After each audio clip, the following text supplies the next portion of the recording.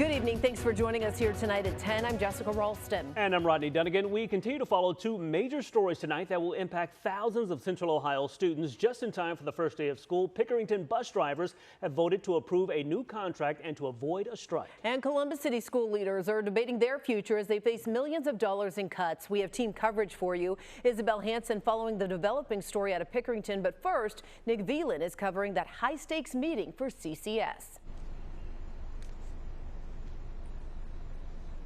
Yeah, Columbus City School Board members say they have some difficult decisions to make.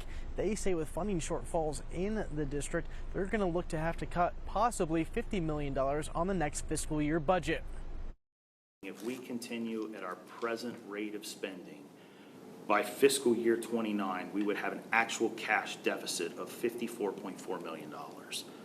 We can't place ourselves in that position. Columbus City school leaders sounding the alarm. District administration looking hard at finances. They say current expenses are outpacing revenue. If nothing changes, district leaders fear the CCS balance sheet could dip into the negatives by 2029. I'm frustrated by it, but it's the situation we face as a district.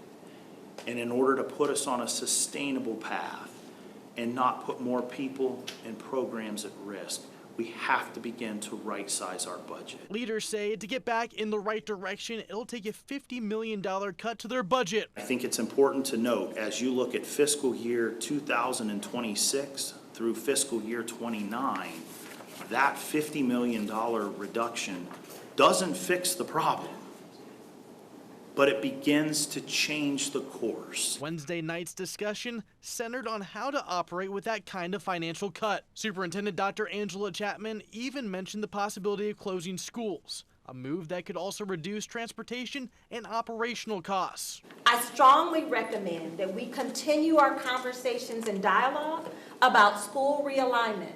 That includes looking at the number of facilities that we're managing and operating across the district, including our school lottery and open enrollment and school choice options. On top of that, fiscal issues the district was already dealing with. Administrators say an $18 million shortfall in funding in the new state budget certainly isn't helping. They also point to fewer federal dollars, all of it forcing the district to reevaluate everything. So the bad news is that cuts mean that there's some things that we have to figure out what the opportunity cost is. What do we invest in or give to that we then have to take away from? The good news is that the reimagination opportunity that exists for us is thinking about how we strengthen classrooms. And again, tonight, committee members recommended to the board the need for these cuts. Now it's on to the board to decide where those cuts come from. District leaders say this could take a couple of months. Live on your side in downtown Columbus, Nick Velan, Fox 28 News.